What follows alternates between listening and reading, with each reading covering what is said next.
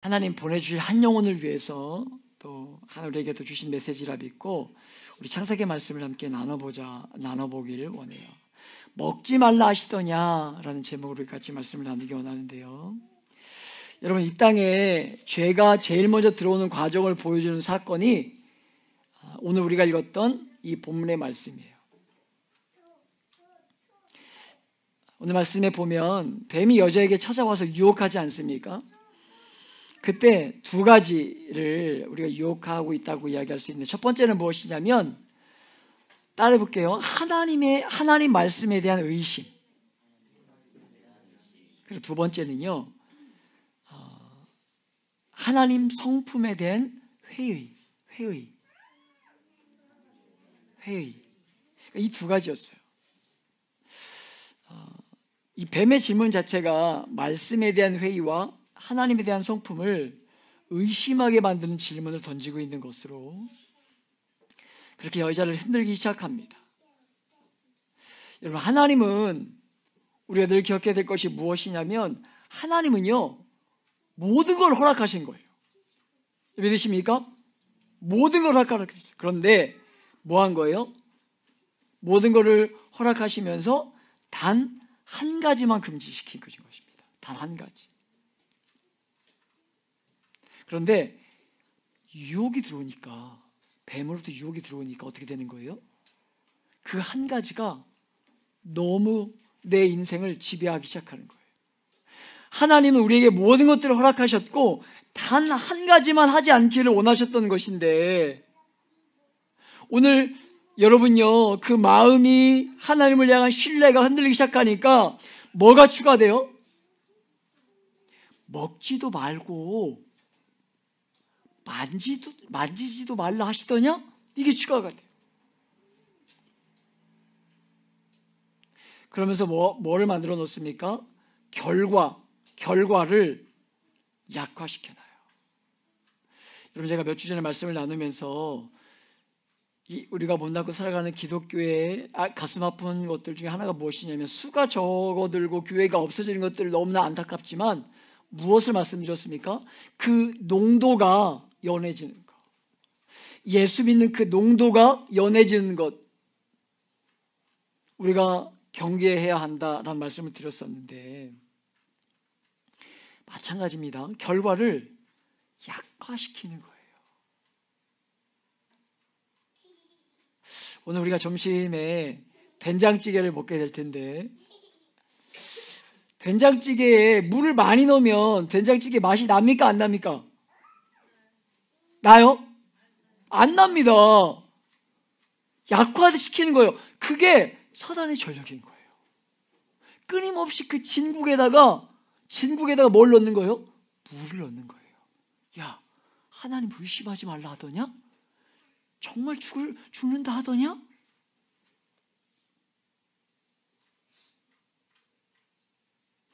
여러분, 인생이 그렇죠. 인생이 그래요. 여러분, 유혹에 너무나 쉽게 넘어가는 것이 바로 저와 여러분 아닙니까? 저와 여러분 아니냐는 거예요. 4절의 말씀을 여러분 같이 한번 읽어볼까요? 4절 시작. 여자에게 이르되 너희가 결코 죽지 아니하리라. 결코 죽지 아니하리라. 하나님의 말씀을 교묘하게 흔들어 놓는 거예요. 하나님이 정말 동산 중앙에 있는 나무의 실과를 먹지 말라 하더냐? 뭐 하는 겁니까? 알고 있으면서 흔드는 거예요. 알고 있으면서. 하나님은 풍성한 허락과 하나의 금지,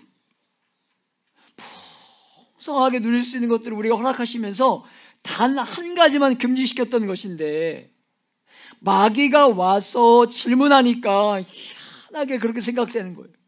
하나가 그 모든 것들을 지배하는 겁니다. 말씀이 흔들어 놓으니까, 결과를 약화시키니까 하나님 말씀을 어떻게 하는 거예요? 정면에서 부인하는 거예요. 여러분, 이것이 우리가 죄를 짓는 과정으로 그렇게 흔들리고 나면 우리가 하나님의 성품에 대한 회의와 말씀에 대한 모호한 태도가 생기면서 어떻게 되는 거예요? 그 결과를 부정하기 시작하는 거예요. 절대로 죽는 것이 아니라는 것입니다. 말씀을 어기면 반드시 어긴 결과와 그 결과를 자신이 거두게 될 것이라고 말씀하셨거든요. 분명한 대가집을 있을 거라고 말씀하셨어요. 그런데 뱀이 와서 말씀을 잠시 흔들자 그 마음이 흔들리는 거예요. 마음이. 그리고 무엇입니까? 말씀에 대한 결과를 부정하게 만드는 겁니다. 그러면서 그 마음속에 무엇이 들어가는 거예요? 거짓된 확신을 심어주는 거예요. 거짓된 확신. 여러분, 제가 어머니가 이제 혼자 사시니까 가끔 가면 예전에 왜 이렇게 시골에는요 약 팔러 오는 분들이 많습니까? 약 팔러 와가지고요 약 바로 팔지 않습니다. 뭐를 주죠? 사탕을 먼저 주세요. 경품을 주시고 선물을 주고 막 나눠줍니다. 잔치를 벌이면서. 그러면서 결국에 뭐 하려고 하는 거예요? 약 팔으려고. 그리고 몇십만 원짜리 약을 막 계좌로 결제하게 하고 또 그렇게 만들어요. 여러분, 그러면서 늘 하시는 말씀이 뭐냐면 어디 가가지고 이거 타왔다는 거예요. 냄비 타왔다는 거예요.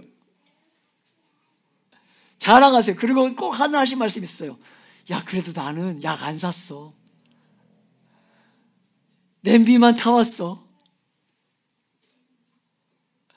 여러분요, 우리 아까 30즈음에라고 얘기했는데 그럼 점점 우리의 시간은 흘러갑니다.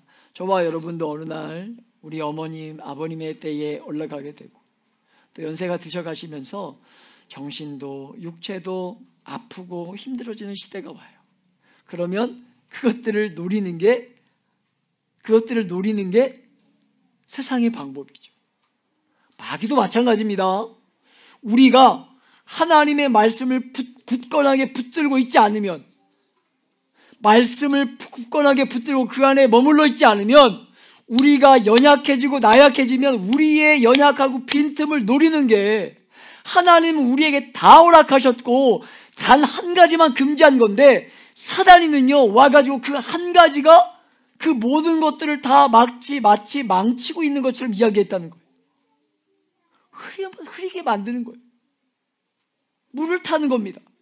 농도가 흐려지게 만드는 거예요. 그 힘을 발휘하지 못하게 만드는 것입니다.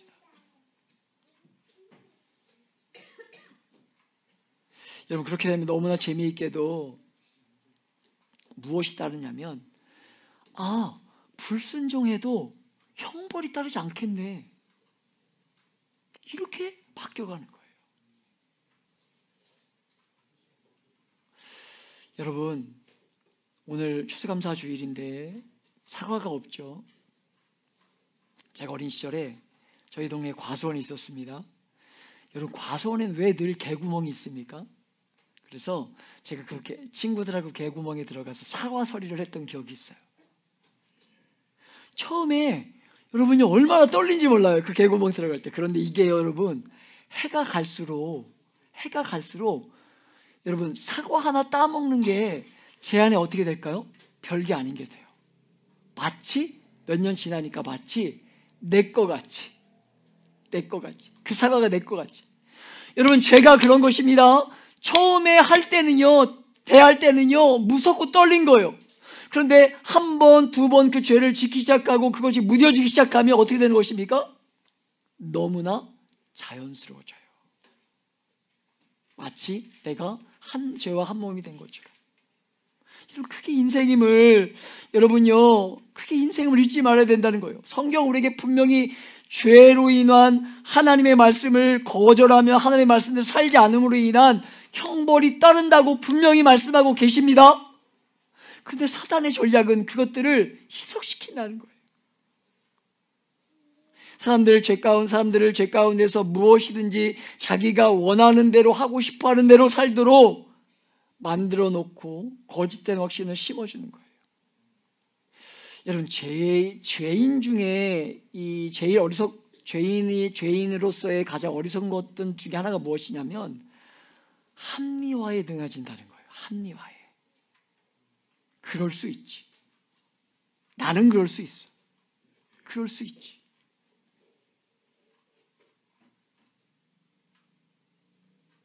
이것이 우리가 죄를 지을 때 우리 안에 반복적으로 나오는 습관, 습성임을 잘 기억하시길 축복합니다.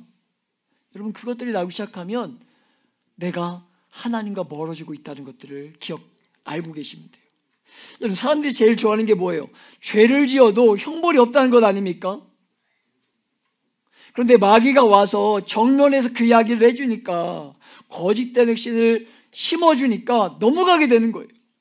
넘어가게 되는 것입니다. 여러분, 이 땅을 살아가면서 하나님의 성령을 위하여 뿌린 자는요, 반드시 생명을 거두게 됩니다. 그러나 여러분, 육신을 위하여, 자기를 위하여 뿌린 사람은요, 반드시 죽음의 형벌을 가져올 수밖에 없다는 거예요. 그런데 이것이 언약의 말씀대로 살지 않고 죄를 지으면서도 아무 탈 없을 수 있다고 성경은 그렇게 말하지 않는데, 여러분요, 이 악한 마귀는요, 이것이 이 거짓된, 그러니까 말씀과 언약이 어긋나도 괜찮다. 여러분, 이렇게 유혹하는 게 사단의 전략이라는 거예요.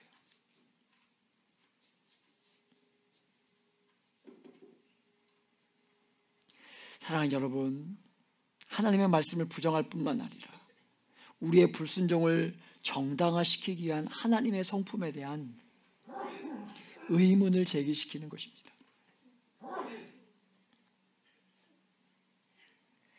뱀이 그렇게 말하니까, 죄송합니다, 하나가 추가되는데요, 5절의 말씀을 같이 읽어보겠습니다. 너희가 그것을 먹는 날에는 너희 눈이 맑아져 하나님과 같이 되어 선악을 알 줄 하나님이 아심이니라. 아멘. 하나님에 대해서 어떻게 말하고 있냐면, 말씀을 어기며 먹으면 더 좋은 일이 있을 것처럼, 하나님과 같이 되기 때문에 하나님께서 미리 아시고 그렇게 하지 못하는 거야, 이렇게 이야기하는 거죠. 여러분, 이렇게 예배 드리러 나오셨지만 여러분과 저는요, 죄인이기 때문에 우리 속 깊은 마음속에 있는 그 하나님을 향한 무엇이 있냐면 반발 심리가 있는 게 인생이에요. 반발 심리. 그 하나님에 대한 반발 심리가 마귀에 의해서 자극되기 시작하면서 우리가 죄를 지었을 때에 두려움 없이 죄를 짓도록 만든다는 거예요. 마귀가 하나님의 율법을 정면에서 부정하면서 형벌이 없다는 사실을 강조한 다음에 하나님에 대한 선하심과 인자하심과 넘치는 사랑을 정면에서 공격하면서 하나님이 우리의 행복을 얼마나 방해하며 가혹하고 파괴적인 분이라고 생각하도록 우리의 마음속에 하나님에 대한 성품에 대한 왜곡과 우리가 마주한 환경들을 이렇게 부추기면서 하나님을 향해 원망하고 불평하고 그렇게 만들면서 결국 무엇이 되는 것이겠습니까? 관계가 깨어지는 거예요. 여러분, 교회에서 가장 무서운 마귀가 무슨 마귀라고 이야기합니까? 섭섭마귀 아니에요? 섭섭마귀. 제가 어제 결혼 11주년이었는데요, 부부간에서도 가장 많이 싸우는 것들이 무엇이에요? 섭섭함 아니에요? 섭섭함. 내가 이렇게 해줬는데 날 이렇게 돼? 이런 섭섭함. 연인간의 관계도 마찬가지일 거예요. 부모와의 관계도 마찬가지지 않겠습니까? 그 섭섭함. 내가 부모를 어떻게 섬겼는데 날 이렇게 대해? 혹은 내가 이 새끼를 어떻게 키웠는데 이 새끼가 날 이렇게 대해? 이런 섭섭함.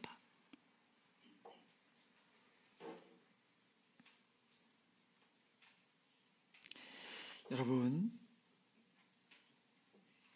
그러면서 어떻게 되는 거예요? 하나님과의 그 친밀한 사귐을 갖지 못하도록 관계를 깨어지게 한다는 거예요. 깨어지게. 여러분, 하나님이 예수 그리스도가 이 땅에 오심으로, 예수 그리스도가 이 땅에 오신 이유는 무엇입니까? 이 땅에 예수님이 왜 오셨을까요? 깨어진, 하나님과의 깨어진 관계를 회복해서 하나님의 성품에 우리를 참여시키도록, 단절되어서 하나님과 단절된 인간 가운데 그저 뭔가로 그 공허함을 채우려고 하는 인생 가운데 다시 한번 하나님과의 관계를 회복시킴으로 인해서 그분의 성품에 참여하도록 하는 것이 예수 그리스도가 이 땅에 오신 이유이고 목적이고, 그것이 성경이 우리에게 가르쳐주는 중요한 핵심 가치 중에 하나입니다. 여러분, 그런데 마귀는 하나님과 우리를 이간질시켜서 우리가 하나님처럼 될 수 있다고 가르친다는 거예요. 하나님의 말씀을 순종하는 길을 통해서가 아니라 어떻게 해요? 하나님의 말씀을 대적함으로 너도 아담과 하와같이 될 수 있다, 혹은 아담과 하와에게 너도 하나님처럼 될 수 있다 유혹했다는 거예요. 사랑하는 여러분, 우리가 살아가는 이 세상에 얼마나 많은 사람들이 하나님의 존재 자체가 사람의 가치를 떨어뜨리는 것처럼, 사람의 아름다움을 왜곡시키는 것처럼 철학과 교육이 그렇게 가르치고 있는지 모릅니다. 여러분, 마귀의 그런 방법, 하나님을 대적함으로 존귀해지는, 하나님을 대적함으로 얼마든지 존귀해질 수 하고 가르칠 수 있는 게 마귀, 이 시대를 주관하고 있는 마귀의 방법이라는 거예요. 그런데 우리의 삶의 자리에 실제로 그렇게 우리는 후자의 삶을 살 때가 너무 많죠. 사단이 원하는 방법의 삶을 살 때가 너무 많아요. 하나님을 통해서 우리의 뜻을 주장함으로 하나님과 나란히 되고 싶은 것처럼 그렇게 여기고 있는 삶을 우리가 얼마나 많이 보냐는 거예요. 그 대표적인 게 무엇입니까? 교만함이죠. 교만함. 하나님께 순종하기보다 자기를 주장하는, 그래서 이 아담과 하와가 죄를 짓는 결정적인 장면이 바로 그 장면에 나오는 거죠. 여러분, 더 재미있는 그림이 그 다음에 나오는데요, 뱀이 이렇게 말씀에 대한 부정과 하나님의 성품에 대한 왜곡들을 일으키니까 어떤 일이 일어나고 있습니까? 6절의 말씀을 다시 한번 보겠습니다. 시작.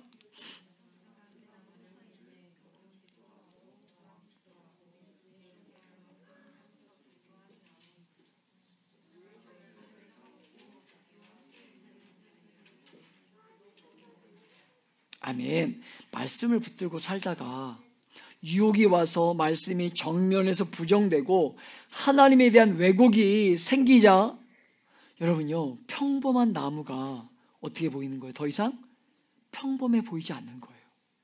저것만 먹으면, 내가 저 자리만 가면, 저것만, 저 사람만 소유하면, 내가 이 자리까지만 가면 뭐가 될 수 있는 것 같은 거예요. 다 될 수 있는 것 같아요. 다 될 수 있는 것처럼 보이는 거예요.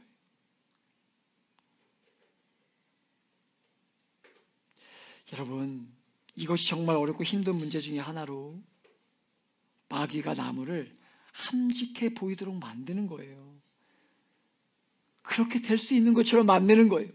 그것만 하면, 저 열매만 먹기만 하면, 저 자리에 가기만 하면, 내가 이 자리까지만 오르기만 하면 그 모든 것들이 다 될 수 있는 것처럼 우리를 유혹하고 넘어뜨리는 거예요. 여러분, 이것이 인생의 아픔 중 하나로 형벌에 대한 두려움이 제거되기 때문에, 하나님에 대한 반발심이 생김으로 인해서 죄가 인생 가운데 너무 매력적으로 다가오는 거예요. 사랑하는 여러분, 여러분과 제가 이 땅을 살아가는 동안에 하나님의 생명의 말씀과 하나님에 대한 그 성품에 대한 신뢰, 말씀과 그분을 향한 신뢰함으로부터 우리의 삶에 동력을 얻지 못하면 우리의 삶을 이끌어가고 우리의 삶을 지배하고 우리의 삶을 인도하는 것이 하나님에 대한 신뢰와 그분에 대한 말씀, 거기로부터 우리가 힘을 얻지 않으면, 여러분, 그 자리는 무엇으로 채워질 수 있냐면 인간의 탐욕으로 채워질 수 있다는 것입니다. 인간의 욕심으로 채워질 수 있다는 거예요.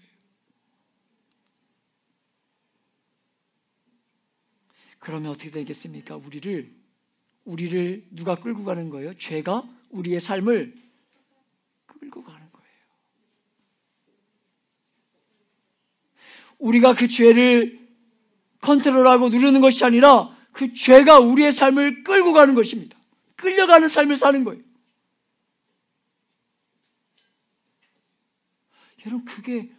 여러분 그게 종의 삶인 거예요.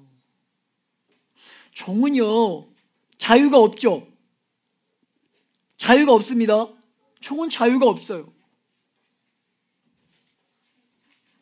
종은요 주인이 시키는 대로 하는 게 종입니다. 절대로 자기 의지대로 살 수가 없는 거예요. 끌려가는 거예요.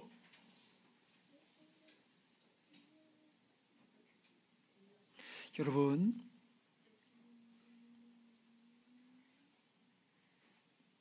말씀보다 유혹과 죄된 헛된 유혹들이 우리에게 훨씬 더 호소력을 가지고 찾아올 때,